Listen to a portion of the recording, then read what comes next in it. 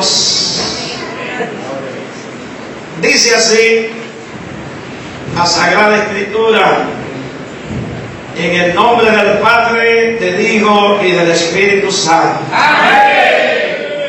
Otra parábola les refirió diciendo: el reino de los cielos es semejante al grano de mostaza que un hombre tomó y sembró en su campo, el cual a la verdad es la más pequeña de todas las semillas, pero cuando ha crecido es la mayor de las hortalizas y se hace árbol de tal manera que vienen las aves del cielo y hacen nidos en sus ramas. Padre, gracias por tu santa palabra que hemos leído. Te pedimos, Señor, que nos bendiga a todos a través de ella. Hay una palabra de fortaleza, una palabra de edificación, una palabra de estímulo, una palabra de vida. Esa palabra tuya, Señor, que nunca vuelve vacía, sino que hacen la obra para la cual tú la envías. Bendícenos a través de ella. En el nombre de Jesús. Amén. Levante su mano y diga conmigo: provocaré que la palabra de Cristo more en abundancia en mi corazón. Puede sentarse. Gloria a Dios. Vamos a hablar acerca de la parábola de la semilla de mostaza. Dice el texto sagrado que es la más pequeña de todas las semillas. Queremos hacer una aclaración porque hay personas que a veces quieren saber tanto que tratan de contradecir el texto bíblico. En la Biblia dice que esta es la más pequeña de todas las semillas de la tierra de Israel. Cuando la Biblia dice de toda la tierra, habla de la tierra de Israel. Esta es una semilla que es como del tamaño de la cabeza de un alfiler, la más pequeña de todas las semillas, la semilla de mostaza. A nosotros no nos interesa hablar de la semilla de mostaza, sino de la parábola de la semilla de mostaza, porque la Biblia en otra ocasión también habla de la semilla de mostaza para referirse a la fe, si tuvieran fe como un granito de mostaza. Pero aquí la palabra nos habla de esta parábola maravillosa y nos trae una enseñanza también, podemos decir, extraordinaria, porque nos trae una enseñanza para el tiempo contemporáneo que a nosotros nos ha tocado vivir. Porque Jesús compara el Evangelio, el reino de los cielos. Sabemos que cuando la Biblia habla del reino de los cielos, está hablando precisamente del Evangelio en la tierra. Recordamos que cuando Juan comenzó a predicar, decía: el reino de los cielos se ha acercado, hablando de Jesús. Y vale la pena también resaltar que Juan es el precursor de la predicación del Evangelio, y por tanto, como la semilla de mostaza de pequeña, así también comenzó el Evangelio como una semilla de mostaza, como algo muy minúsculo, como pequeño. La Biblia dice en el Evangelio de Mateo capítulo 3 que Juan vino predicando en el desierto de Judea. O sea que el Evangelio comenzó a ser predicado en un desierto, Todos nosotros sabemos, o la mayoría, que un desierto es un lugar inhabitable. Un desierto es un lugar donde nadie habita. Allí comenzó a ser predicado por Juan el Evangelio. Y cabe la pregunta, ¿a quién le predicaba Juan el Evangelio en el desierto? La Biblia no nos da detalle, pero sí nosotros sabemos que sobre Juan reposaba una unción. El Espíritu del Señor estaba sobre Juan. La Biblia dice que Juan fue lleno del Espíritu Santo desde el vientre de su madre.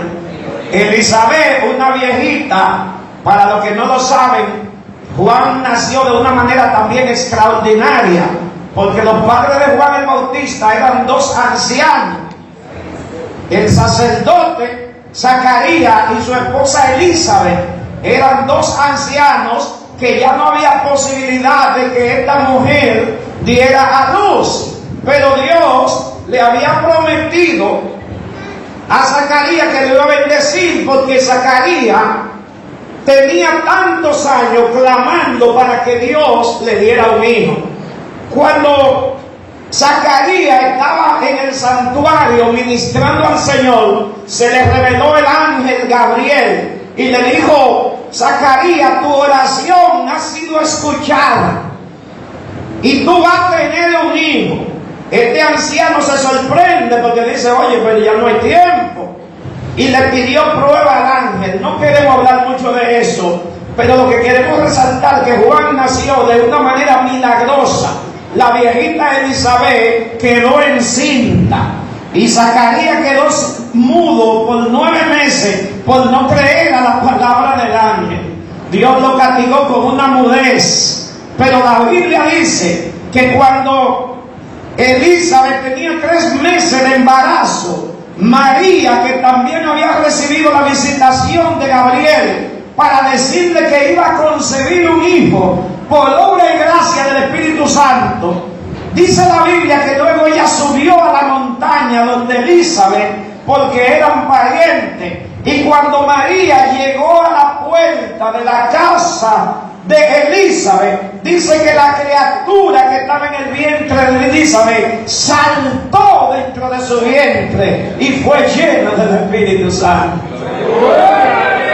Eso es maravilloso, porque Juan solamente con 3 meses de concebido en su vientre fue lleno de esa gloria.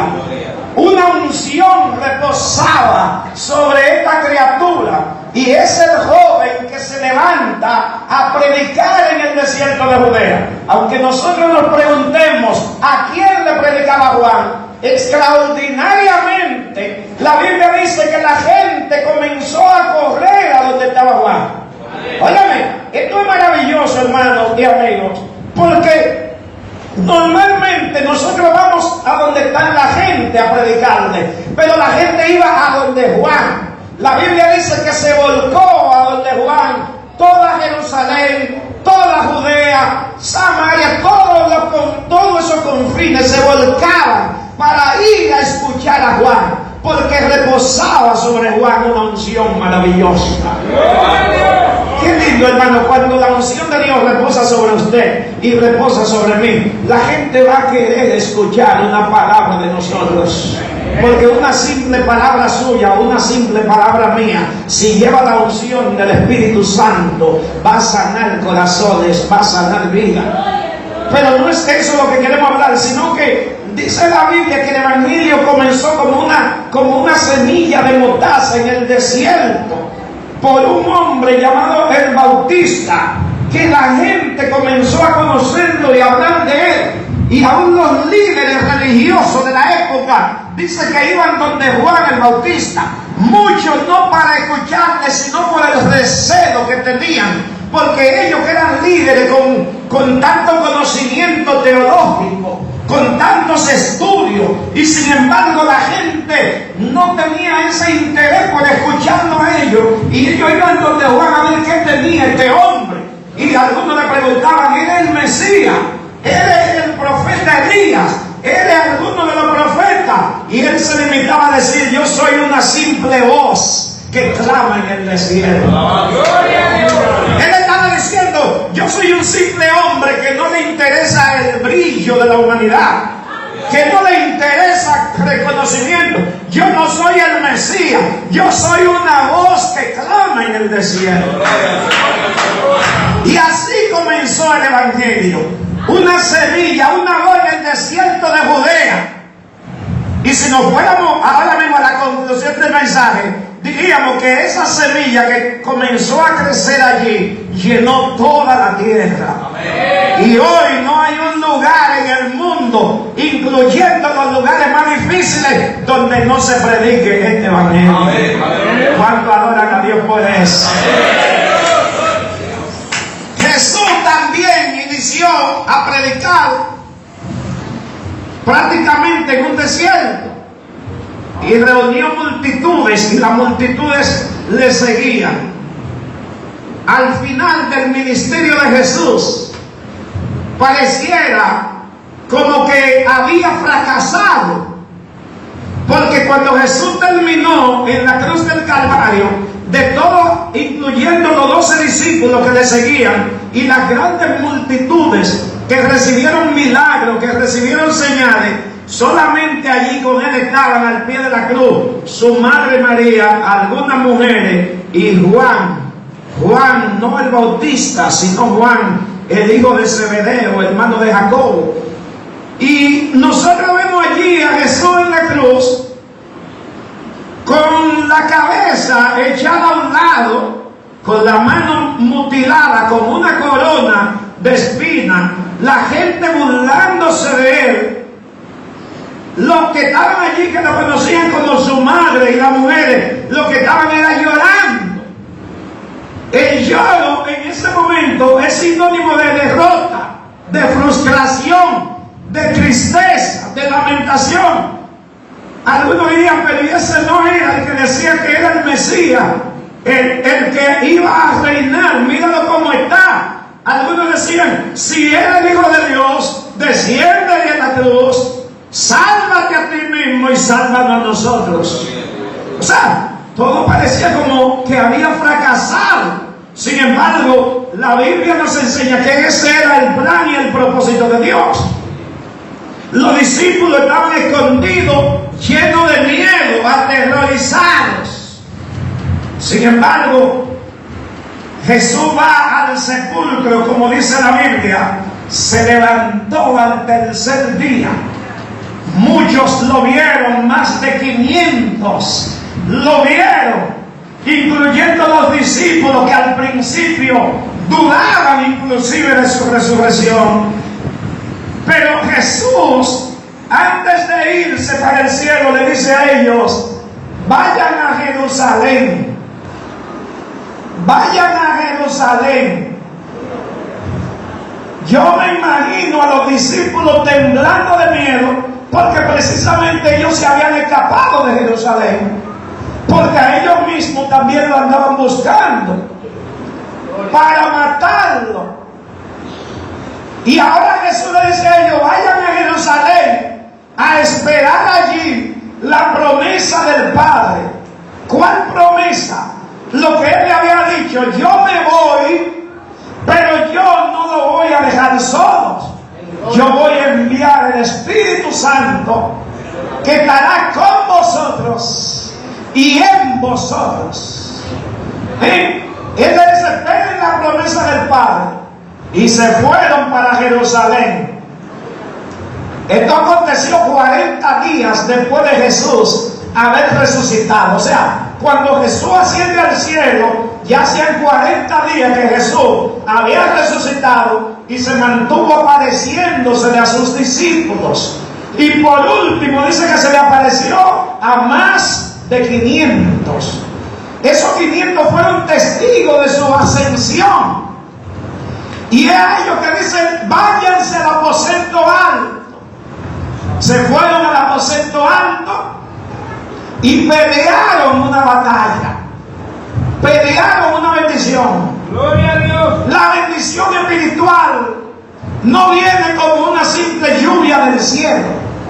La bendición espiritual hay que conquistarla.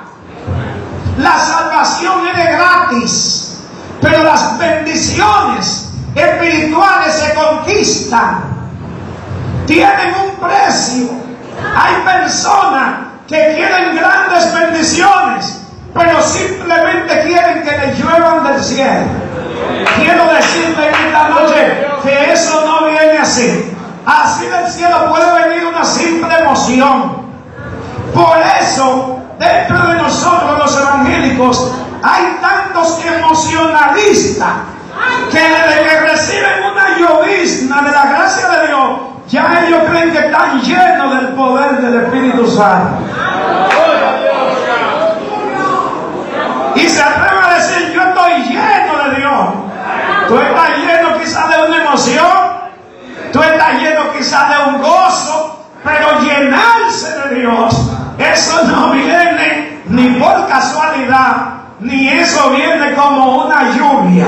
No, eso viene a partir de buscar, pedir para poder recibir. La Biblia dice que duraron 10 días en el aposento alto. Fueron 10 días que la Biblia no nos describe qué pasó allí. Nosotros suponemos que muchos se fueron, porque la Biblia dice que 120 recibieron la promesa. Y si partimos del punto que eran más de 500 a lo que Jesús se le apareció, entonces podemos concluir que no fueron 120 los que entraron al aposento alto. ¿Sabe qué significa eso? Que 120 fueron los que perseveraron. 120 fueron los que pelearon la batalla y se quedaron ahí esperando a través de dificultades, de las dudas que posiblemente vinieran. Oye, pero ya tenemos tantos días y nada pasa, y se iban yendo. Pero hubo un grupo que dijeron: aunque nos sequemos aquí, aquí nos vamos a quedar.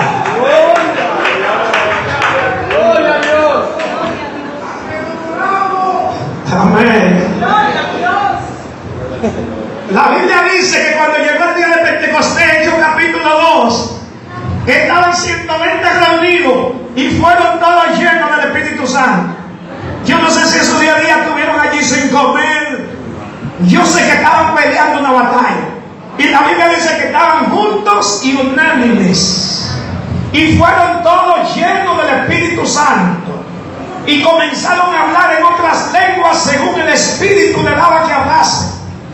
Y comenzaron a hablar cada uno en un lenguaje diferente, porque había un propósito y un plan divino. Había mucha gente de diferentes naciones, judíos reunidos en aquel lugar, y cada uno le oía hablar en su propia lengua en la que habían nacido. En otras palabras, los que hablaban en mandarín escuchaban a los discípulos que le hablaban en mandarín. Los que hablaban en latín escuchaban a los discípulos que le hablaban en latín. Y por eso yo decía: ven acá, no son galileos todos estos que hablan. ¿Cómo puede oírnos hablar en la lengua en la que nosotros hemos nacido? Partos, medos, elamitas, etcétera, tantas naciones reunidas allí. Ese fue el milagro de la manifestación del Espíritu Santo. ¿Sabe qué significa eso? Que cuando el Espíritu Santo cae sobre tu vida, cae con un propósito. Cuando Dios te llena del Espíritu Santo, no es simplemente para que tú te goces, es con un propósito de salvación, de liberación, de sanidad. Por eso dice la Biblia: mis siervos y mis siervas profetizarán.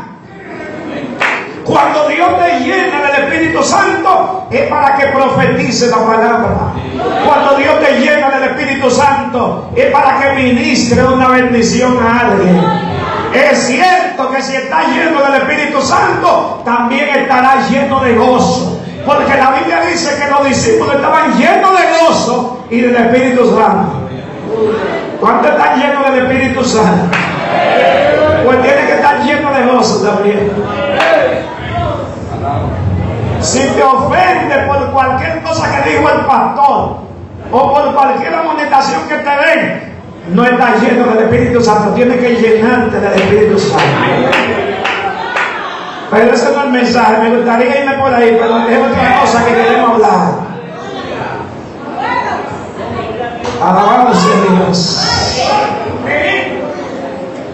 El Evangelio se compara aquí como una hortaliza. La semilla de mostaza o la mostaza es una hortaliza. O sea, no es un árbol de esos árboles que tienen un tronco grandote.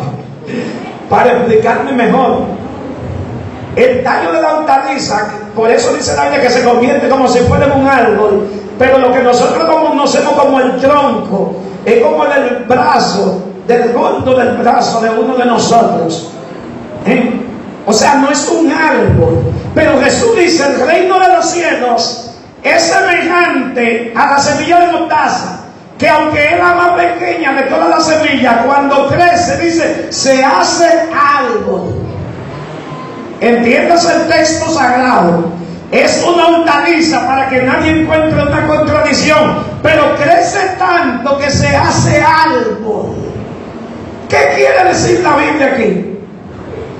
Que el Evangelio nace precisamente como una semilla simple, pero que tiene un crecimiento, que se hace árbol.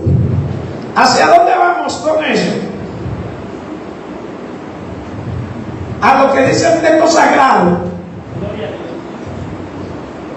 Mire, lo que se dice científicamente de la semilla de mostaza es la más pequeña de la semilla, pero se reproduce con gran rapidez.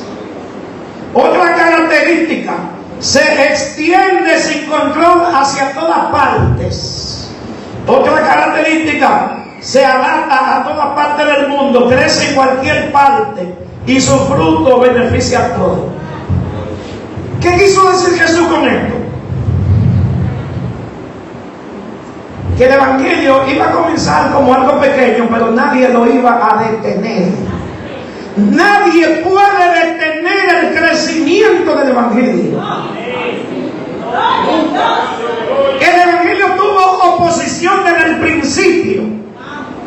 Cuando los discípulos fueron llenos del Espíritu Santo y comenzaron a predicar la palabra sin ningún temor, los líderes religiosos trataron de reprimirlo con persecuciones, con muertes, con cárceles, con azote. ¿Y qué pasaba con el Evangelio? Que mientras más los trataban de reprimirlo, más se expandía. Nadie puede detener el avance del Evangelio. ¿Qué Jesús dijo con respecto a esto? La puerta del infierno no prevalecerá. ¿Por qué decimos esto? Porque hay gente que siempre tienden a acobardarse y a detenerse.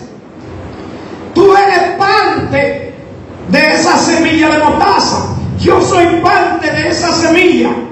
Y nosotros tenemos que tener bien alta la autoestima y saber que lo que nosotros tenemos es lo más valioso que existe en este mundo. No hay nada más importante en este mundo que el Evangelio de Jesucristo.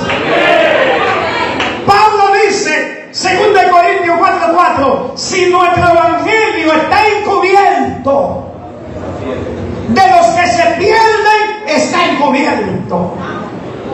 ¿Qué Pablo está diciendo? Nada puede encubrir el Evangelio, porque el Evangelio, como una semilla de mostaza, crece en toda parte y se adapta a todos los climas. Aleluya. El Evangelio se impone en todas las culturas. El Evangelio se impone en todas partes. Yo estaba analizando la situación del Evangelio en el Medio Oriente y específicamente en esos lugares donde no se acepta el Evangelio. En esos lugares donde hay un extremismo religioso con la religión musulmana. Y en aquellos lugares, ¿sabe qué está pasando? Que asesinan evangélicos. ¿Sabe por qué? ¿Por qué asesinan evangélicos? Porque hay evangélicos. ¿Usted sabe por qué? Repito, ¿por qué lo matan? Porque hay evangélicos. ¿Sabe qué significa eso? Que allí tampoco han podido detener el avance del evangelio. Que queman una iglesia. ¿Sabe por qué? Porque hay iglesias donde se predica y donde se alaba el nombre poderoso de Jesucristo. Y aunque no haya lugares públicos, lo hacen a escondidas, como lo hacía la iglesia del siglo I, segundo y tercero, que se metían en la catacumba a adorar y a glorificar el nombre del Señor, porque nadie puede detener el avance del evangelio.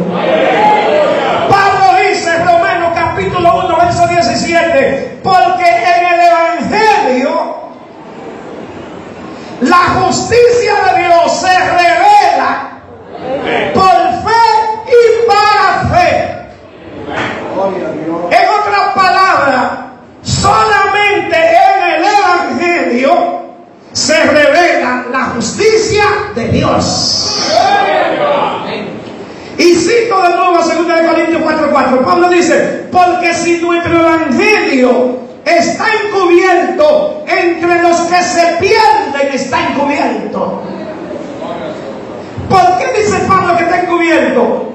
Porque ellos, por su incredulidad, han permitido, dice Pablo, que el Dios de este mundo, Satanás, le oscurezca el entendimiento para que no le resplandezca la luz del evangelio de la gloria de Cristo, el cual es la imagen de Dios.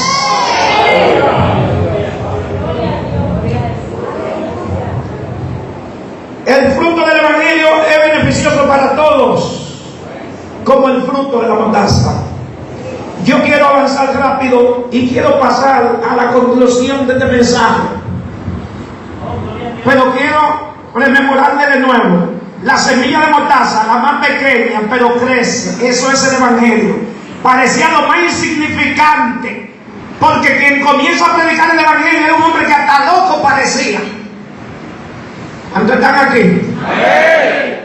Óigame, hasta loco parecía. Dice que tenía un vestido de cuero, de piel, y un cinto de cuero alrededor de sus lomos. Y lo que comían en el desierto era langosta, pero no la langosta que nosotros conocemos del mar, para que nadie se equivoque. No, era un insecto parecido a lo que nosotros conocemos aquí como la esperanza. Eso era lo que comía Juan el Bautista, y miel silvestre. Juan el Bautista parecía loco. El evangelio comenzó con gente que parecían extraños. A lo primero que Jesús llama son a 2 pescadores, a Pedro y a Andrés, y después a Jacobo y a Juan. Gente del vulgo que lo que trabajaban era en la pesca. Dice que estaban remendando sus redes cuando Jesús los llama. Jesús llamó a un publicano.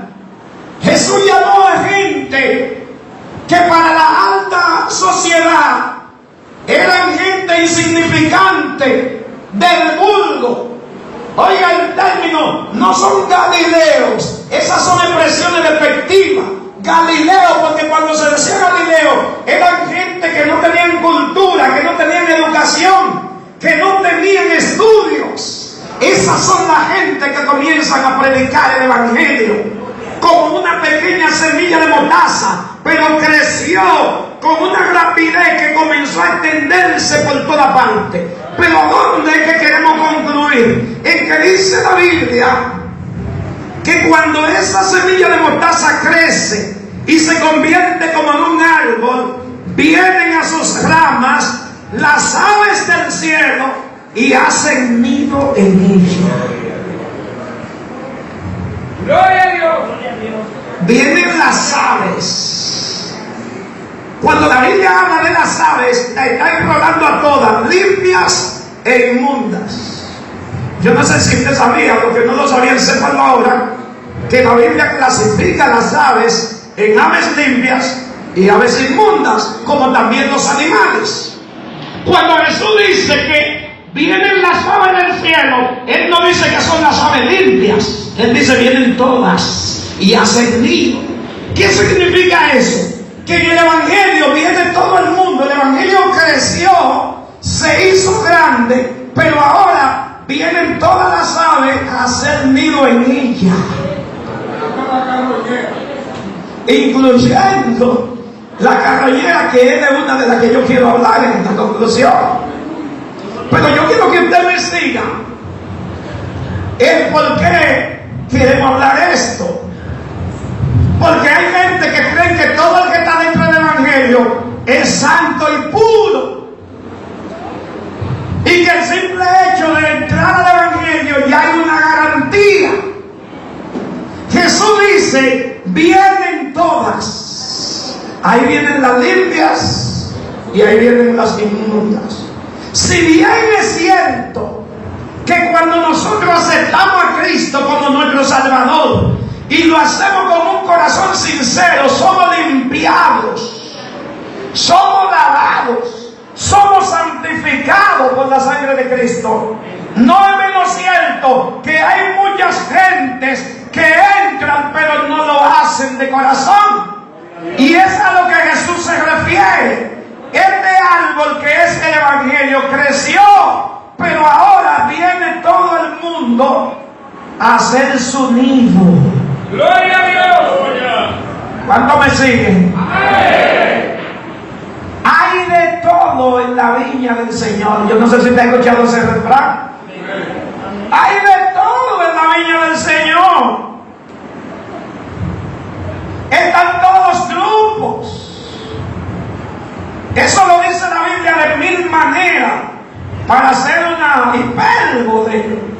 De mil maneras la Biblia lo dice, porque la Biblia dice que dentro de la iglesia están los espirituales y están los carnales, están los calientes y están los tibios, está el trigo y está la cizaña, está el trigo y está la paz, están las vírgenes prudentes y están las insensatas.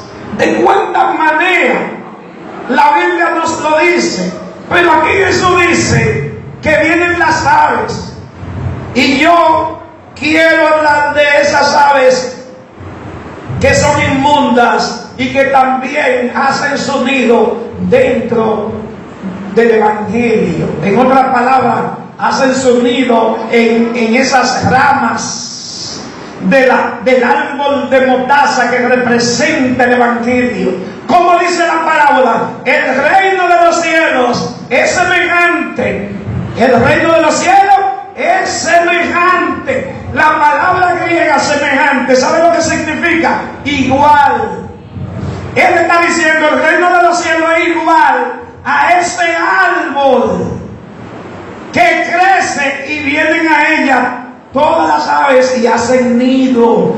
¿Por qué es importante que nosotros sepamos esto? Para que no nos turbemos. Porque hay gente que desde que ven cualquier cosa se turba. Hay gente que desde que ven algo extraño dentro de la iglesia están turbados, como que se está acabando el mundo. Y ya la Biblia nos lo decía, para que estemos apercibidos, para que nadie nos haga tropezar, porque muchos tropiezan cuando ven cosas que entienden que no deben de verlas dentro de la iglesia. Hay de todo, vamos a ver muchas cosas, pero tú y yo tenemos que tener los ojos puestos en Jesús. La Biblia dice, puesto los ojos en Jesús. La Biblia dice, no se dejen mover fácilmente de vuestro modo de pensar. Hay personas, repito, que por cualquier cosita se mueven, que por cualquier cosita quieren salir corriendo, que por cualquier cosa abandonan la batalla. Pero la Biblia dice que en este Evangelio, en este árbol de mostaza, iban a venir unas aves inmundas Hay una ave inmunda, una ave de carroña, que se llama el buitre. ¿Cuánto conocen al buitre? Aquí no hay, pero como nosotros tenemos la tecnología a nuestro alcance, analice cuando usted pueda las características del buitre. El buitre es una ave de carroña que solamente, salvo algunos casos extremos, solamente come cosas muertas. Se alimenta de, por eso se llama de carroña, se alimenta de cadáveres. Si hay una persona por ahí que se está muriendo en un monte de ese buitre, ella se mantiene dando vueltas muy cerca, pero mientras la ve que respira, no se le acerca. ¿Sabe por qué? Porque está esperando que tire el último suspiro. El buitre se alimenta de muertos. Y entonces, ¿qué hace un buitre dentro de la iglesia? Hay gente dentro de la iglesia que hacen la función de buitre. Alabado sea Dios. Alabado sea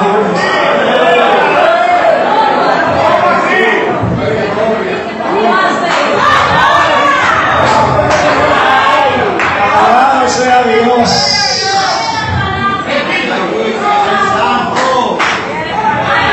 Pero es que hay muertos dentro de la iglesia, hay gente que está muerta. Porque hay mucha gente dentro de la iglesia, y cuando yo hablo de la iglesia no estoy hablando de esta congregación, sino que estamos hablando de la iglesia en sentido general. La Biblia dice que hay mucha gente que solamente tienen el nombre de que viven, pero están muertos. Y por eso usted ve que hay muchos buitres que se alimentan, tienen alimento dentro del pueblo, dentro de la iglesia, pueden devorar. Hay gente que han cogido el evangelio. Repito, no estamos hablando de una congregación local, sino en sentido general. Han cogido el evangelio como fuente de ganancia. Y como encuentran gente a quien engañar, como encuentran gente que no tienen el Espíritu de Dios, como encuentran gente que están seco en el sentido espiritual, le sirven de alimento a esa gente.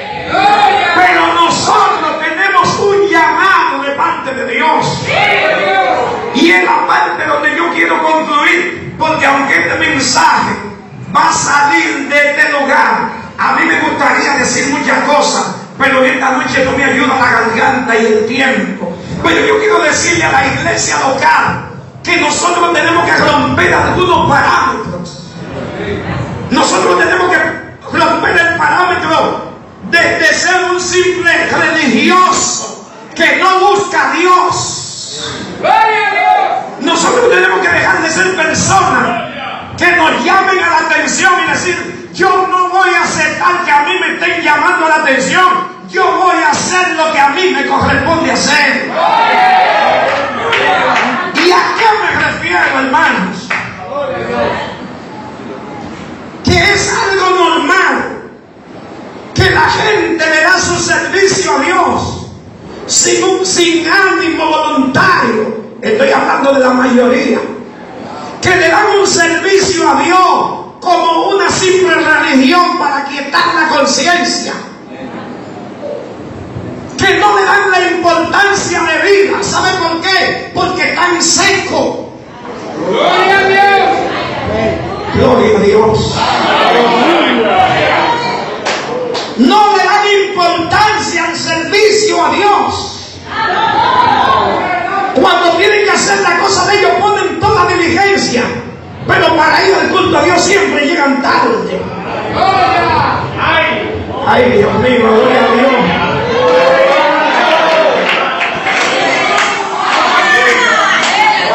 Sea Dios glorificado. Diga gloria a Dios para que me estimule a seguir diciendo algo.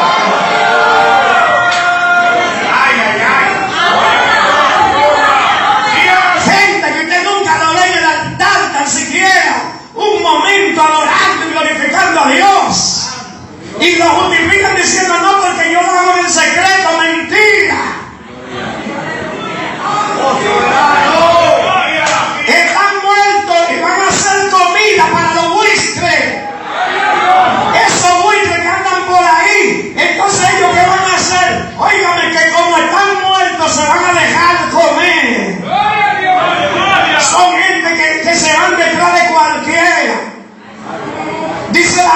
iglesia que tienen comezón de oír.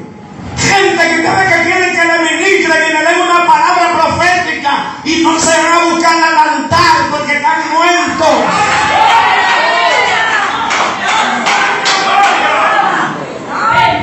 Parecen fuertes estas palabras, hermano. Pero usted ve que los cultos comienzan y hay 10 gente y van llegando, pero que son gente que siempre hacen lo mismo, que no un día, que están mal acostumbrados y se van secando y dan muestra de que no tienen un interés verdadero por ir a orar a Dios.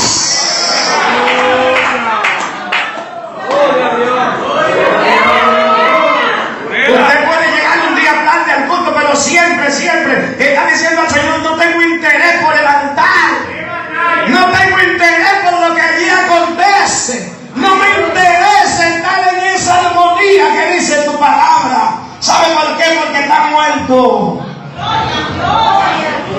Aleluya. Sea Dios glorificado. Esto no es una simple religión, esto es una verdad. Y lo que el salmista con el Salmo 100 no es religión. Entra por su puerta con acción de gracia, por sus atrios con alabanza. A mí no me importa cómo está el coro, a mí no me importa cómo esté la adoración, a mí no me importa tan siquiera lo que diga el predicador. Yo sé que yo vine a adorar a Dios. Y Dios va a tener que gozarse con mi servicio, porque le voy a dar un servicio con gozo, con alegría. Le voy a demostrar a Dios que me interesa lo de Él. Me voy a ir temprano para la iglesia a adorar a Dios. Hace falta, hermano, gente que se decidan a hacer un culto de avivamiento en su corazón. No importa lo que pase en el altar, no importa quién esté en el púlpito, eso no te va a importar. Si va a darle a Dios un servicio con vida, como dijo el Señor, en espíritu y en verdad, lo va a hacer con alegría porque va a tener la vida. Pero de lo contrario va a ser carnada para los buitres. Hermano, porque en este tiempo hay muchos buitres dentro del evangelio, muchos comerciantes que lo que andan buscando es fama, brillo, lo que andan buscando es reconocimiento, lo que andan buscando es otra cosa y no a Dios. Eso es lo que hacen esos buitres, que lo que andan buscando es carroña, muerto, de qué alimentarse. Y hoy en día, hermano, hay gente que tiene mucha carne para alimentarse, porque la iglesia está llena de gente muerta, llena de gente seca, de gente sin oración, de gente sin vida, que le hablan una y otra vez como que no dicen: yo voy a seguir haciendo lo mismo. Óigame, no se extrañe de lo que dice Jeremías 6:16. El Señor dice: paraos en los caminos. Paraos en los caminos. ¿Qué te está diciendo? Detente a reflexionar. Mira cómo está tu situación, mira cómo está tu vida. Paraos en los caminos. Preguntad por la senda antigua. Preguntad para que anden por ella. Y dijeron: no andaremos. No va a hacer caso a lo que me dice el pastor. Voy a seguir llegando tarde a los cultos, voy a seguir llegando tarde a los compromisos. Esa es mi costumbre, así que yo soy y nadie me va a cambiar. No andaremos. Y dice: y puse atalaya sobre vosotros para que toquen trompeta. Y dijeron: no escucharemos. Y es por eso que hay mucha carne para los buitres. No se sorprenda de nada, hermano, en este tiempo que nos ha tocado vivir. Los que tienen la vida del Espíritu no se sorprendan de mucha gente que van a caer víctimas. No se sorprenda de mucha gente que se van a apartar. No se sorprenda de mucha gente que van a negar la fe. No se sorprenda de mucha gente que van a blasfemar. Gloria a Dios. Sea Dios glorificado. No se sorprenda de mucha gente que van a apostatar de la fe, porque fue que se fueron secando, se fueron muriendo. Se fueron muriendo y llegaron al grado de Ezequiel, capítulo 37. Se convirtieron en un valle de huesos secos. Pero hay mucha gente que va a escuchar la voz del Espíritu de Dios que le dice: huesos secos, y palabra de Jehová. Huesos